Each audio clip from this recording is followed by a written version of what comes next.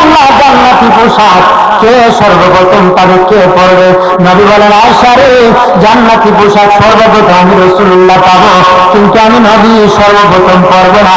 সর্বপ্রথম ইব্রাহিম খলিলুল্লাহকে জান্নাতি পোশাক পরানো হবে। কেন জানেনি?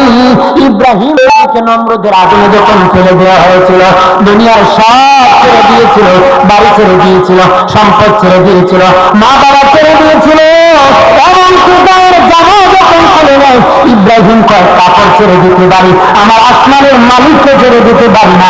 এই দিন আল্লাহ ইব্রাহিমের সাথে অঙ্গীকার করেছিল, ইব্রাহিম আজকে তোমাকে সকলের সামনে লজ্জায় ফেলে দিয়েছিল ইব্রাহিম, তারপরে তুমি আমাকে ছাড়া নাই, আমি কিয়ামতের দিন সকলের সামনে মুসলমান বেঈমান কাফের নাস্তিক যারা তোমাকে উলঙ্গ করেছিল তাদের সামনে আমি আল্লাহ আনুষ্ঠানিকভাবে তোমাকে কাপড় পরা দিব।